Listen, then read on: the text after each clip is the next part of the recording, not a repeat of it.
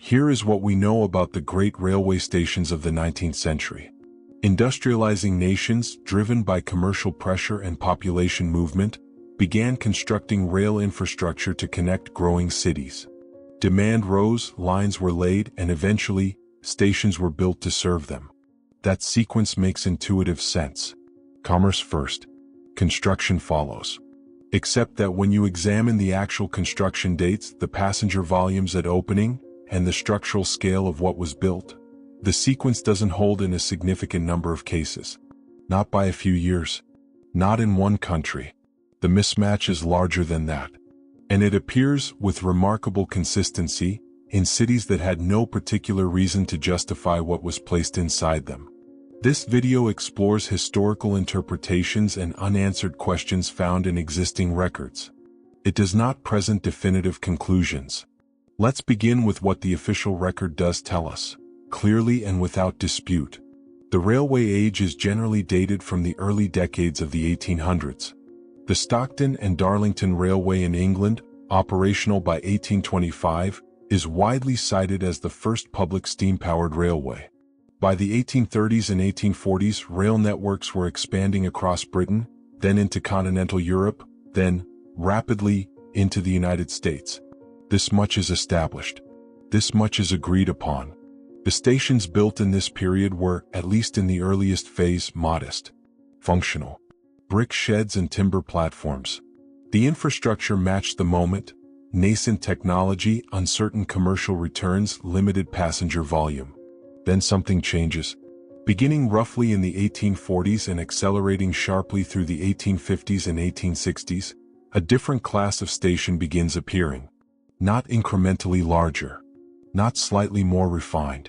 We are talking about structures of extraordinary architectural complexity, vaulted iron and glass train sheds spanning hundreds of feet, stone facades with columns and arched windows, interior concourses with ceiling heights that would be at home in a cathedral, clock towers visible from miles away.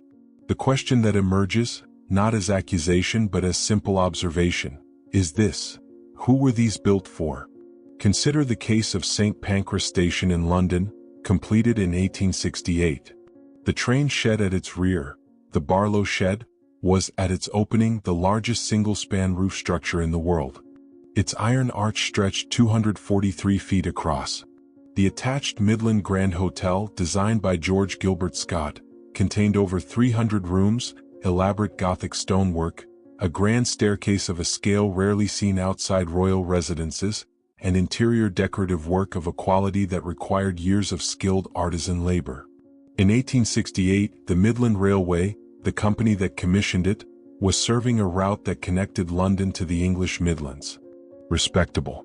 Commercially viable.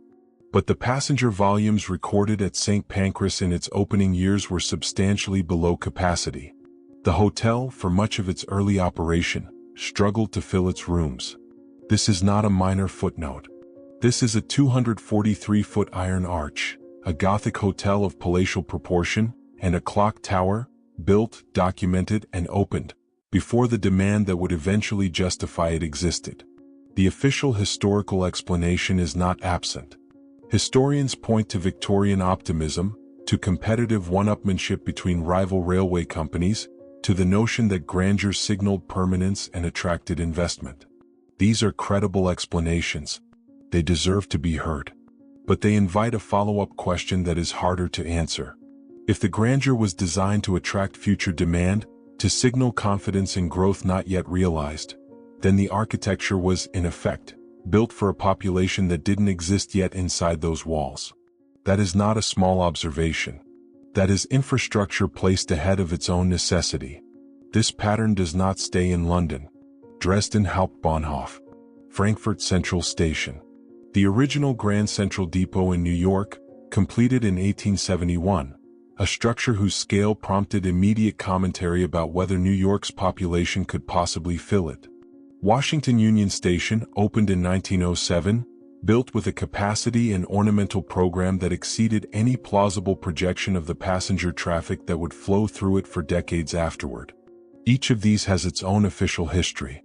Each has its own architectural justification. Each city had its own reasons, civic pride, railroad competition, political symbolism, for the scale of what was built. But when you place them together, and when you examine not just the architectural ambition but the specific structural systems chosen, the enormous vaulted spans, the cathedral-like proportions, the permanence of material, a pattern of consistency emerges that is at least worth naming. These were not stations built like warehouses that happened to process people. They were built like permanent civic monuments, with foundations, materials, and interior volumes calibrated for centuries, not decades. There is a detail in the construction records of several of these stations that receives relatively little attention in mainstream historical summaries. The ironwork. The fabrication of large-scale cast and wrought iron structural members, the ribs of those great arched sheds, required industrial capacity that, in several documented cases, preceded by years the commercial demand that would have logically driven its development. Foundries capable of producing these components existed, were operational, and were producing structural elements of this scale and precision at a point in the industrial timeline that some engineering historians have noted as early, not impossible, not necessarily anomalous in isolation, but consistently early across multiple manufacturing regions in multiple countries. That consistency invites examination. It is not necessary to conclude anything from this to notice it. The examination itself is the point. The act of placing these timelines side by side and observing that they do not behave as we might expect from a purely reactive, demand-driven model of construction. Something in these buildings was being anticipated. The question of what, and by whom, and on the basis of what projection, is a question that the architectural and industrial records raise without fully answering. That absence of a clean answer is where this investigation begins. Let's take the logic established so far and test it. If the stations we examined were isolated examples, products of eccentric architects, unusually ambitious railway boards, or the particular competitive culture of Victorian England, then the pattern would stop at the English Channel, or at least slow down considerably as it crossed into regions with different economic conditions, different political structures, different industrial histories. It doesn't stop. It accelerates. Begin with the United States, because the American case introduces a variable that makes the scale question significantly harder to dismiss. Britain, by the mid-19th century, had a concentrated population, established urban centers, and centuries of accumulated capital. When a grand station appeared in London or Bristol, there was at least a coherent economic argument available. Even if the timing was early, the underlying demand was real and growing in a densely settled country. The United States in the 1850s, 1860s, and 1870s was not that. Large portions of the rail network being constructed during this period were extending into territories with sparse settlement, uncertain commercial futures, and populations that, by any reasonable demographic projection of the time, would not reach the volumes needed to fill the infrastructure being built for decades, if ever. And yet the stations went up. Not modest waypoints. Not functional shelters. In city after city, Cincinnati, Indianapolis, St. Louis, Detroit, the railway infrastructure that appeared in this period carried an architectural program that exceeded any defensible projection of near-term need. Cincinnati's first major station, opened in the 1880s, was described by contemporaries as among the finest public buildings in the American interior. Its waiting rooms, its vaulted concourses, its facade ornamentation. These were not the features of a building designed for the passenger volume Cincinnati was generating at the time of its construction. They were features designed for a city considerably larger, or considerably more prosperous, than the one that existed when the mortar dried. The official explanation, civic ambition, boosterism, the American tendency to build aspirationally, is well documented in the historical literature. It is not a fabricated rationalization. American cities of this period did compete with one another through architecture. Railroads did use station grandeur as a commercial signal. But examine the ceiling heights. Examine the square footage of the concourse relative to peak passenger counts in the opening decade. Examine the material quality, the granite, the marble detailing, the ironwork specifications. These are not the proportions of optimistic boosterism. These are the proportions of a building designed to process a volume of human traffic that the city at the time of construction did not have and, in several cases, would not reach for another generation. Something in the planning assumed an arrival that had not yet occurred. The United Kingdom provides a different dimension of the same pressure. Newcastle Central Station, completed in 1850, contains a triple-arched curved train shed of engineering sophistication that was, at its opening, genuinely remarkable, not just for its scale but for the precision of its curvature. The shed follows the arc of the tracks through a bend, which meant the iron ribs had to be fabricated to slightly differing specifications across the span. This is not improvised construction. This is a level of pre-planned engineering precision that requires extensive prior calculation. Newcastle in 1850 was a significant industrial city. Shipbuilding. A credible economic base.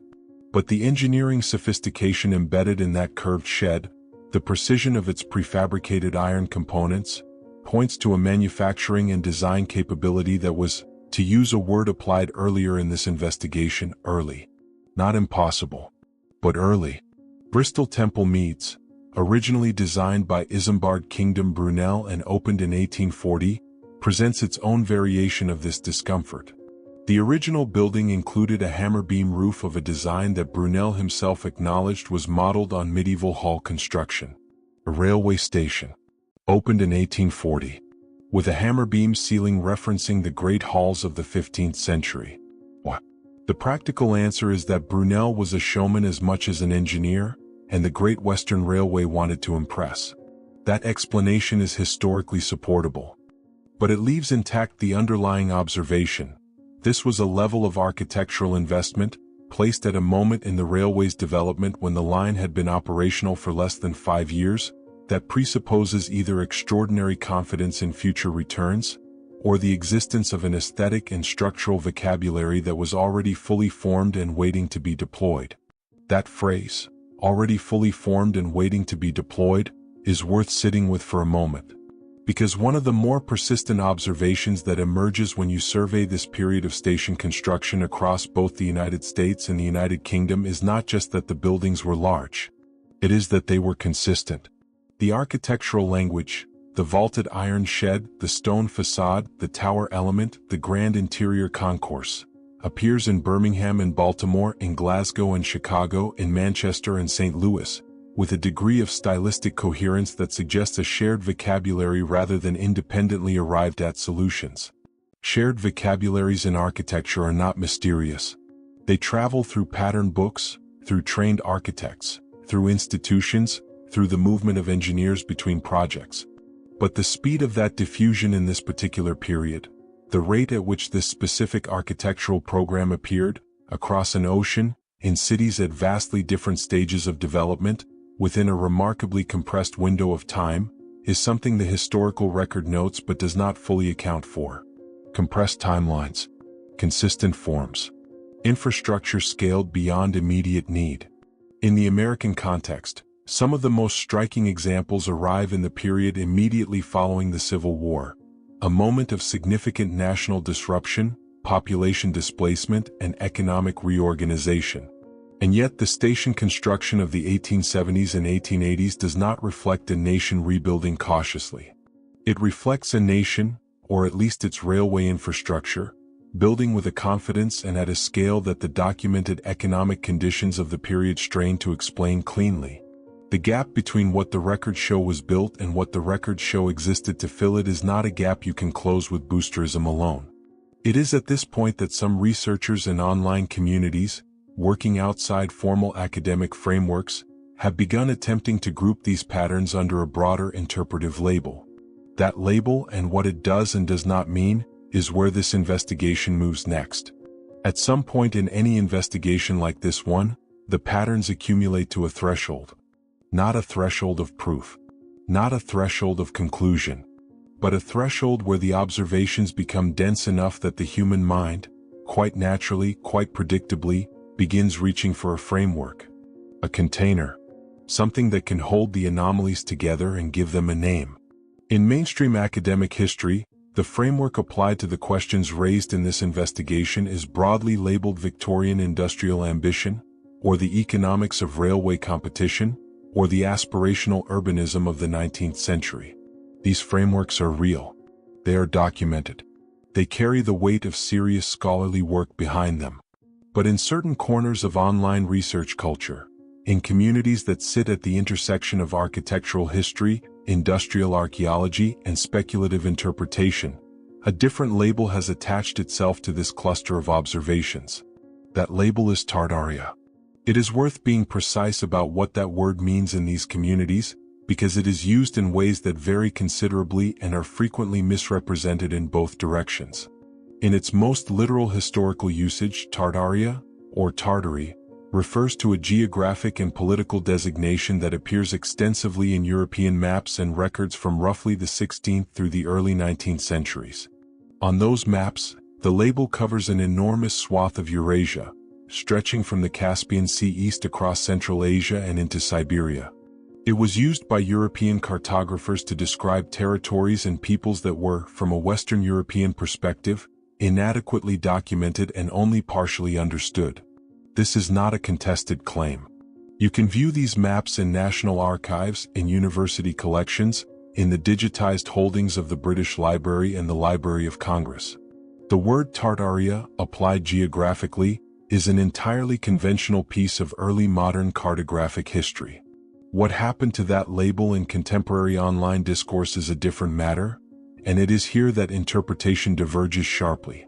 One interpretation, found across various online communities, treats Tartaria as evidence of a large, technologically sophisticated civilization that was deliberately removed from mainstream historical accounts.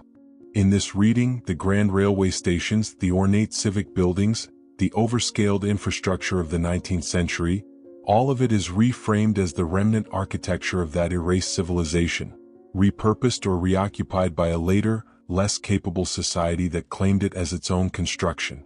This interpretation makes strong claims. It requires the systematic removal of evidence across multiple continents, multiple centuries, and multiple independent archival traditions. It requires that universities, governments, and institutions in countries with deeply adversarial relationships somehow coordinated a shared historical suppression. For these reasons, this interpretation finds no support in formal historical or archaeological scholarship. The evidentiary threshold it demands has not been met, and the mechanisms it proposes have not been demonstrated. That is not a dismissal of the underlying observations about architectural scale and timeline compression.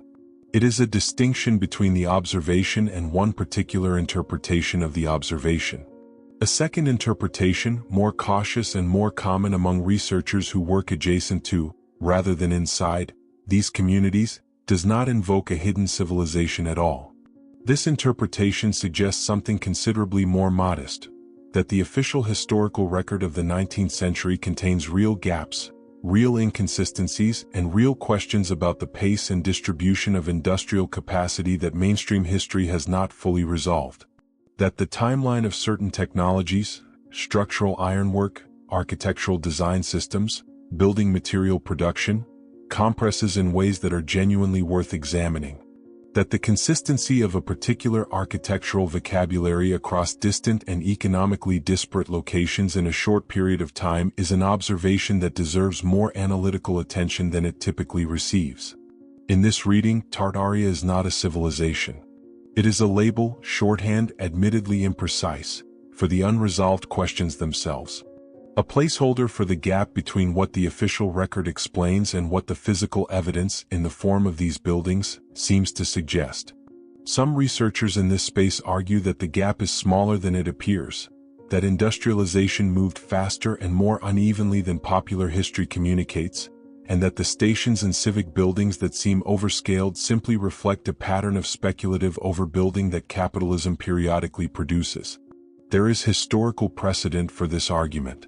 Others argue the gap is larger, that the production capacity required to fabricate, transport, and erect these structures within the documented timelines implies an industrial base that the conventional history of the period undersells, and that the full story of how that base developed remains incompletely told. Neither of these positions requires conspiratorial mechanisms. Both can be held while remaining within the boundaries of evidence-based inquiry. What neither position fully resolves is the thing that started this investigation: the ceiling heights. The vaulted iron sheds built before the passenger volumes existed to justify them. The granite concourses in cities that wouldn't grow into them for 30 years. The hammer beam roofs in railway stations. The fabrication precision embedded in curved ironwork produced, by the documented record, at a moment in the industrial timeline that several engineering historians have quietly flagged as earlier than expected. These details do not vanish when you apply a framework to them. They persist underneath the framework regardless of which one you choose. The academic historian looks at St. Pancras and sees Victorian competitive grandeur, and they are not wrong. The railway archaeology enthusiast looks at Newcastle Central and sees extraordinary early engineering achievement, and they are not wrong either.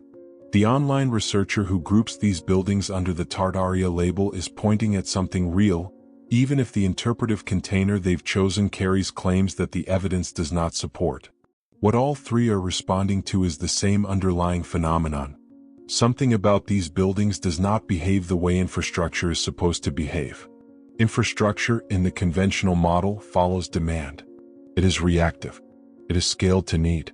It arrives when the population, the commerce, the movement of people and goods creates sufficient pressure to justify the investment.